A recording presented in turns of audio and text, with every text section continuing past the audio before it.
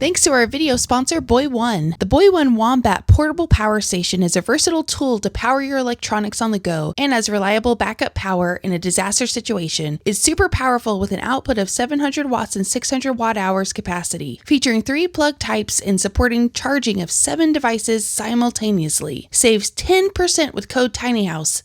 Link below.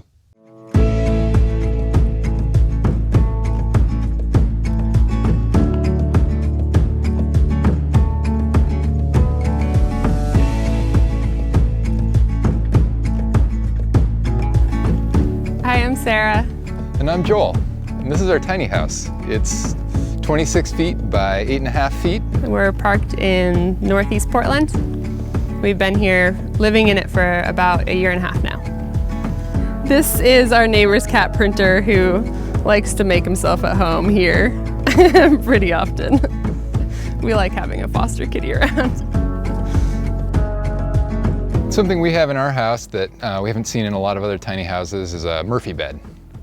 We knew we didn't want to sleep in a loft. I was too worried about bonking my head on the ceiling, so we saw a couple designs and kind of ran with that, and we like it a lot. It frees up a lot of floor space when the bed is up, and so we have that to do yoga or spread out a project or whatever we're working on. We'd been living with roommates for a while, and we were looking to get out of that situation, have a little more space for ourselves, but we weren't ready to buy a house. Portland's expensive, and it wasn't really feasible for us to make a big down payment on a house, so we're just like, well, maybe a tiny house is something we could do. And I think we both initially talked ourselves out of it, and then after kind of batting the idea around for a little while, we were like, you know, let's do it. And then we got pretty excited about it and started doing research, and it was like, you know, this is feasible. We could build it ourselves, we could find somewhere to put it. Here we are. We both like projects too. We're both just big project people. This is probably the biggest project either of us have ever done. But I think that was partly what excited us about it is, you know, I'd love to build a real house one day, and like, I think having larger scale projects like this is just kind of like opens you up into that world, and it's exciting to know that we can do something of this scale. This is our deck. We knew we wanted to have some outdoor space, and we're in Western Oregon, so rain cover was going to be essential. So we built this deck, and we finished it about 3 months after the house, and it's been super nice to have. We're out here under the heat blankets on a cold night sometimes, and nice to be able to have friends over and have a little bit more space to share with them. We put back doors on the house, so it opens right up to the deck here. In here, this is a shed we built. It's over the tongue of our trailer, just some extra space. And we thought, you know, we could think of some things to put in here. So this is all our camping gear and some ski gear and stuff. We both like doing things, so we end up with a lot of stuff. And it's kind of stuffed in here and elsewhere. Some of it's under the trailer. What the labels say almost matches what's in the bins. So we have our electric panel on the outside here. We're hooked up to 50 amps. We wired the house to be able to plug in just to a 20 amp plug if we needed to, since that gives us a lot more accessibility. But we have 50 amps here, and so we use that. But most of our house is like pretty energy efficient, so we could do with less. And then at the back of the house, we have our hot water heater and propane tanks and water hookup. So this is essentially the back of our house. We have 2 sets of doors on our house. So we hang out here a lot and often come in from the garden on this side. But our main entrance is on the other side, and that's where we have our bike storage, and it's where we can put our shoes and coats, and it's our main entrance. So this is the front of our house. Front door is right here. And over here behind you, we've got a bike shed. We both ride bikes a lot, so we weren't really willing to pare down the collection, so we've got 5 or 6 bikes in there. We do a lot of bike commuting in Portland, but we also do some bike touring when we can get away from work. And we just did a big bike tour around Oregon, from here out through the gorge, through Central Oregon, and back up through the Willamette Valley. That was probably a 500-mile trip. Just did that over last week. Let's head inside.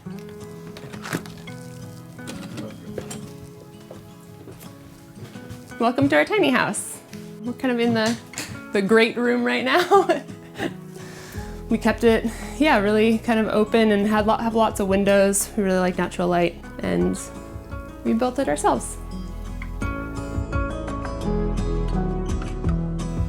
We've got an entryway here. Not much of an entryway, but the door is actually about 8 inches outside of the main wall. It kind of hangs off the side of the trailer.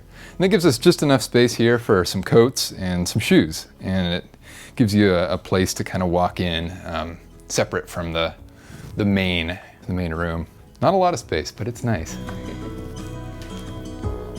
This is our kitchen. One of the things that we really designed a lot of the house around was having kind of a kitchen island that we could sit at. We found that in previous houses we've lived at, that's where we tend to spend most of our time, whether it's eating breakfast or hanging out with friends, doing crossword puzzles. We tend to sit here a lot, and so we wanted to make a lot of space for that, and also prep space for cooking. We do a lot of cooking and some baking, so we just wanted a lot of counter space, and also space to spread out to do projects and all kinds of things. I feel like this is kind of like the heart of our house, and has been in most houses we've lived at, so we really wanted to prioritize that. Yeah, and of course with tiny houses you really have to prioritize storage, so we did fit some storage down under here. We have kind of a lot of our kitchen appliances, our Vitamix and KitchenAid mixer down there. We also have our weights and yoga mats down there as well right now. And we found that to be like a nice storage space where we can kind of tuck things out of the way and not have them be too noticeable. We use a floating dish rack that has a drain rack here, so the drips come into here and then we can empty that. It felt like it freed up a lot of counter space to not have a dish rack on the counter or in the sink. We also chose to have a really pretty big sink. We figured if we needed more counter space, we could cover it with a cutting board. So far we haven't needed to do that, and it's just really nice to have a lot of sink space. We can do a big project. I'm not the best at cleaning up after myself while I'm cooking, so it's nice just to be able to throw things in there, have them off of the counters. Yeah, I've really appreciated having a big sink. I've really liked having the drying rack up here. I could imagine doing this in a big house. It feels like it makes a lot of sense. There's some things that we store up here all the time. And we went with open shelving, mostly for access and also just to make the space feel more open. It feels like cupboards kind of have a tendency to close the space in a little bit. You have to think a little bit more about having kind of aesthetically pleasing things up there, but otherwise I've really liked having things open and just easy to grab and use quickly. Since we don't have a dishwasher, we do all of our dishwashing by hand, and Joel thought to install a foot pedal so that while you're doing dishes, you can hands-free turn off the water with your foot. So you can be, washing a dish. And then when you want to cut off the water, just turn it off with your foot. And turn it back on by letting up on the foot pedal. It's a feature that I just love. Every time I'm at houses now that don't have a foot pedal, I'm get kind of like, how do I turn the water off? How does this work? I think it really saves on water, and also just makes dishwashing just a lot more efficient and kind of fun to do. Yeah, it's one feature of our house that I've been really pleased with. So we custom built all of our kitchen cabinetry, in part just to prioritize storage in the way that we wanted to, but also because it's over the wheel well, and so a lot of it had to be kind of cut out in a strange shape to work around that. And one of the more tricky parts of that was that we couldn't install just a regular size range. I'm not a huge fan of the RV ranges that could have fit in that space. And so we went with a cooktop, which is really simple to install.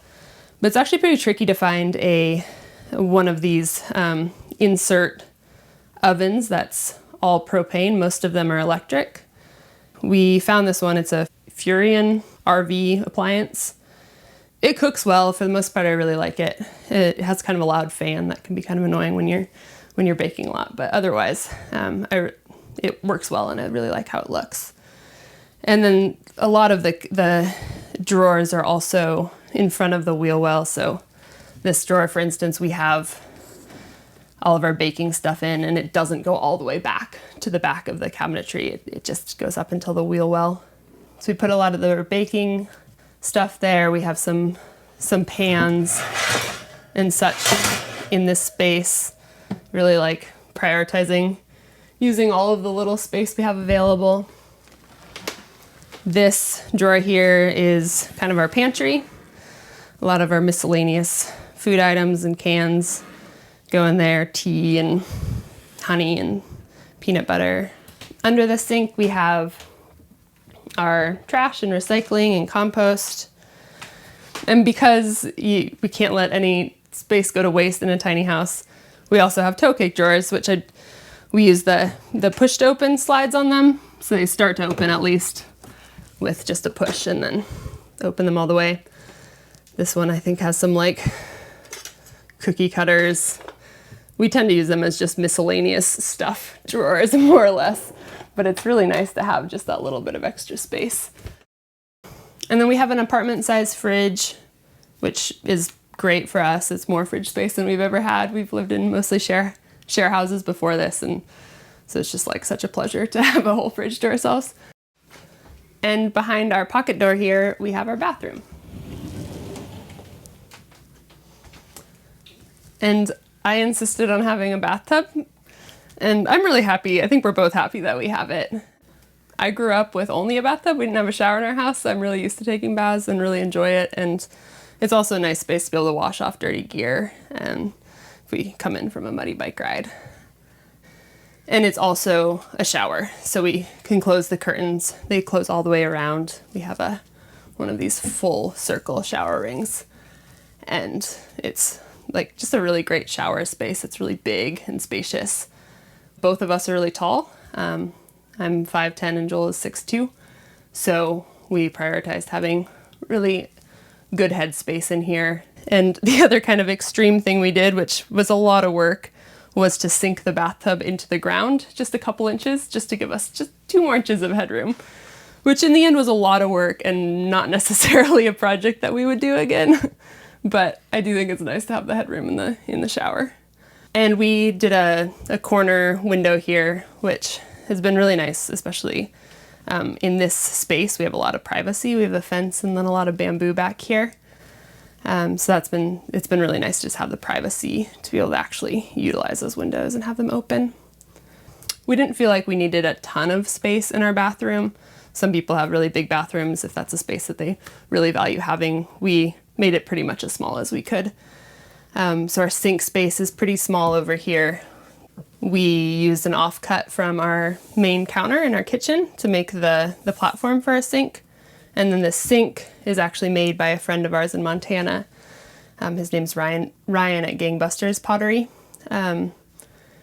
We don't have a ton of wall space in our tiny house to have artwork, and so we were excited to include as much just kind of works of art from our friends as possible in the build.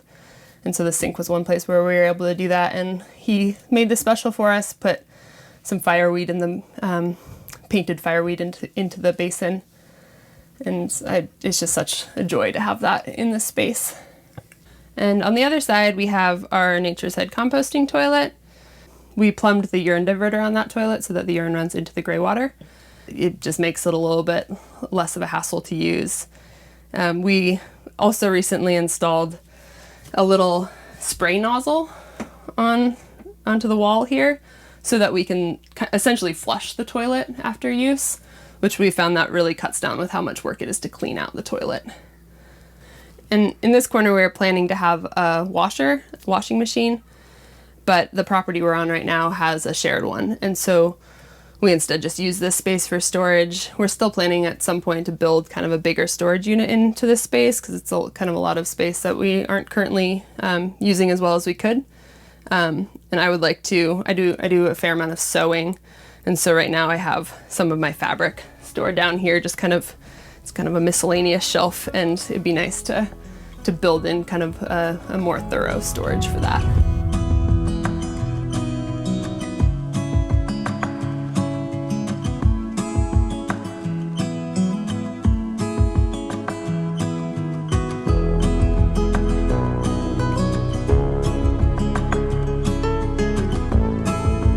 about 2 years of building, all told.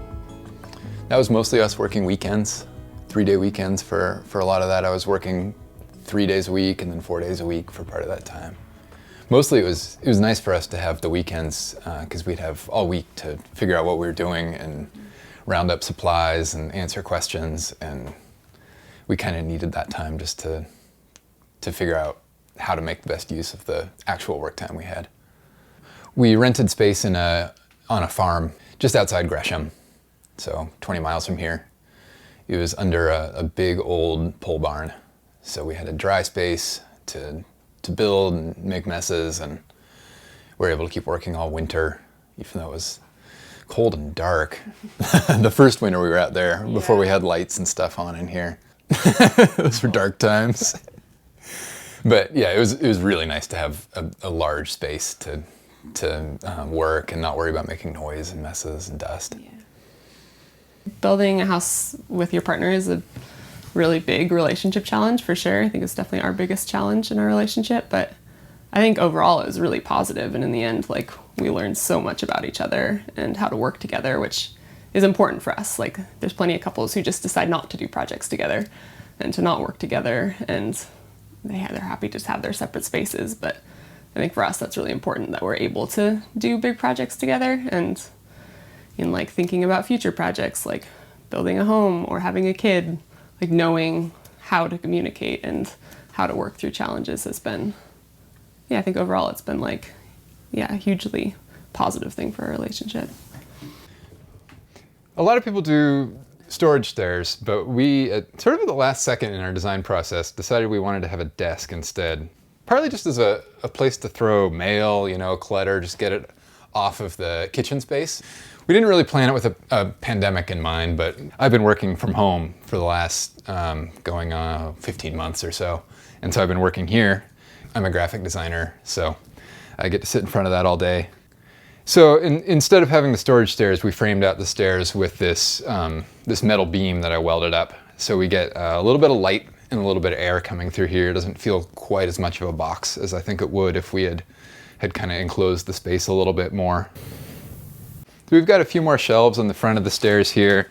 We use this one for baking ingredients for food. Below here we keep some fruits and vegetables. It stays a little bit colder down here, so food keeps a little bit longer. And then here we keep our toaster and our bread basket, and then inside here this has been just kind of a catch-all drawer. This was designed as a shoe drawer. I mean, the unit is, so it has these kind of funny tip-out shelves. And we use it for rain gear and grocery store bags and cleaning, just like cleaning supplies and stuff. And then here's our stairs. We thought this would be a good seat, so we made this third step tip up, and it latches to the post like that, and so you can sit here. Good place to put on shoes or visit with somebody while they're cooking, but mostly what we use it for is putting down a couple bags of groceries just when we walk in the door. We have a Murphy bed at the front end of the house, and so we just use the loft for storage and for hanging out, and we can go up and take a look. We didn't have a whole lot in mind for our loft. We knew we weren't going to be sleeping up here, but we've used it for storing extra stuff, for watching TV. We keep our art supplies and some stuff up here, and we've also used it as a guest bedroom when we've had people come stay with us. So it's been really nice to have a little bit of extra space that we can kind of use for whatever we need at the time. Sort of a luxury that we built in for ourselves, knowing that space is going to be pretty tight in the rest of the house. I think we originally hoped it would be around $25,000, and it ended up being around $35,000. Yeah, and that includes like appliances and all of that.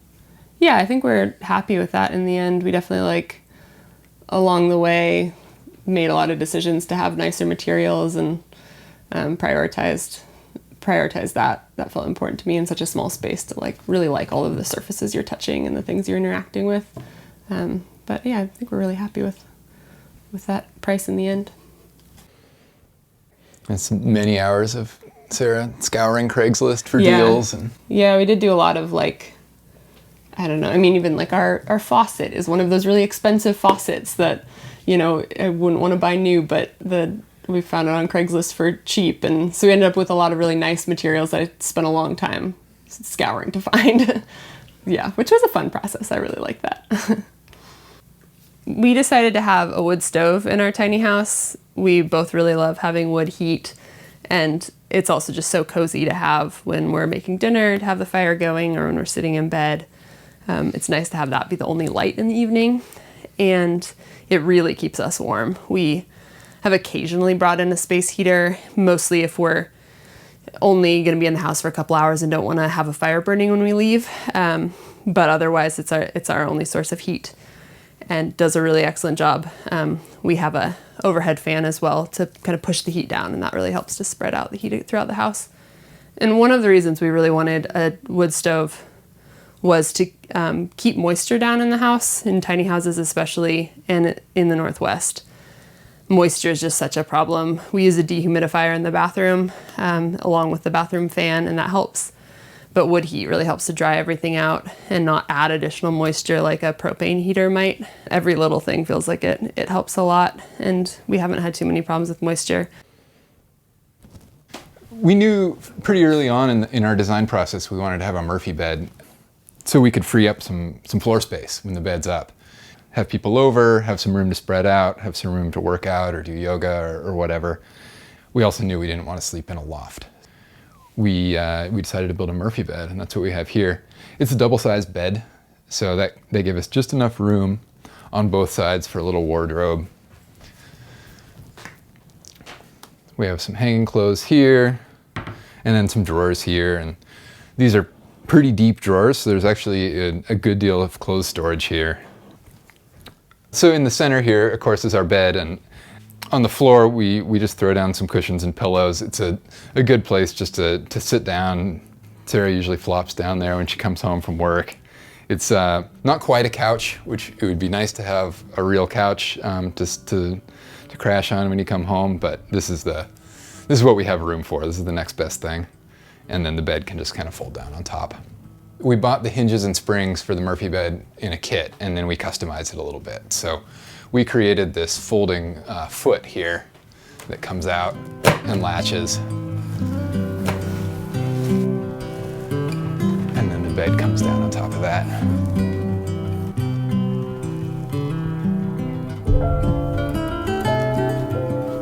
And then there's a couple bungees that we use just to keep the bedspread in place.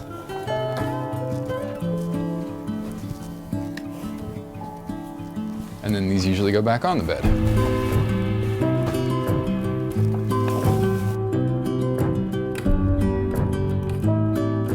One thing I really like about a Murphy bed is that it's, you know, a little bit of work to put up and down, not much, doesn't take long. We also don't really have to make the bed because of that. The bed's never down when people are over. We just have a comforter on here, and so we just tuck it in and put it up and never make the bed. So behind the bed here, we've got a headboard, and there's room here for some books and a lamp. And we keep some stuff behind the headboard because it's, you know, there's 6 or 8 inches back there, and we weren't gonna let that go to waste. So these panels come off. And it's not super easy to do, but this is, we keep our sleeping bags and some spare sheets back here that we don't use all that often. So getting in here isn't too much work.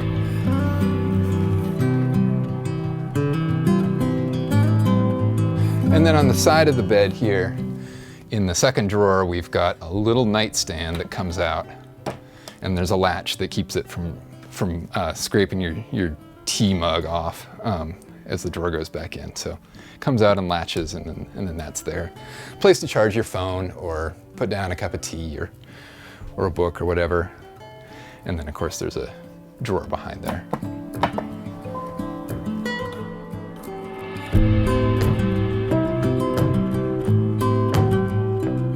Yeah, we love the idea of living in a tiny house, and I think they're like really intriguing, but we just don't want to be like those, you know, tiny house people that all they talk about is tiny houses and all their friends live in tiny houses.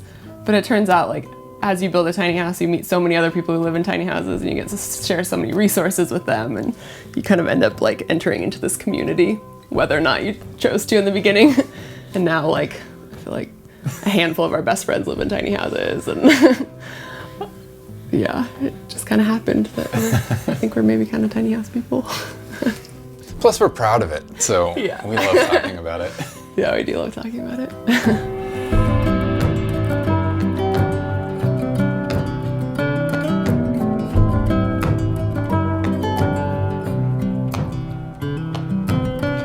Thank you for watching our video and for stopping by Tiny House Expedition. I'm Alexis. And I'm Christian. Don't forget to like, comment, and subscribe.